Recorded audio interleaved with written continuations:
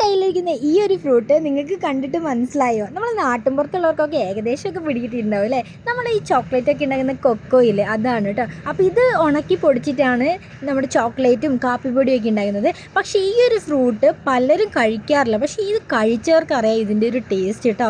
എനിക്ക് ഭയങ്കര ഇഷ്ടമാണ്. ഞാൻ സ്കൂളിലൊക്കെ പോകുമ്പോൾ ഓരോ വീട്ടിലൊക്കെ കാണുമ്പം നൈസായിട്ട് പറിച്ചിട്ട് ഞങ്ങൾ ഫ്രണ്ട്സ് എല്ലാവരും കൂടെ കല്ലിൽ അടിച്ചു പിടിച്ച് വീടെത്തുന്നവരെ കഴിച്ച് പോകാറുണ്ട് കേട്ടോ. അപ്പോൾ അതൊക്കെ എനിക്ക് ഭയങ്കര നൊസ്റ്റാണ്.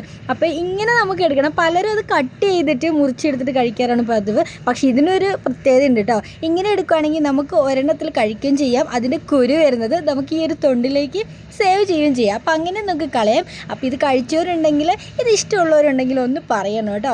അപ്പോൾ എനിക്കിത് ഭയങ്കര ഇഷ്ടമാണ്. ഫ്രൂട്ടിൽ വെച്ച് എനിക്ക് ഏറ്റവും ഇഷ്ടമുള്ളൊരു ഫ്രൂട്ടാണ് കൊക്കോ കേട്ടോ. ടേസ്റ്റ് എന്താണെന്ന് വെച്ചാൽ ഒരു മിക്സഡ് ടേസ്റ്റാണ് കേട്ടോ. പുളിയും മധുരവും എല്ലാം കൂടെ കൂടിയിട്ട് എനിക്ക് പറയുമ്പോൾ തന്നെ നാവിൽ വെള്ളം വരും. അപ്പോൾ കഴിക്കാത്തവരുണ്ടെങ്കിൽ തീർച്ചയായിട്ടും ഒന്ന് കഴിച്ച് നോക്കണേ. ബൈ.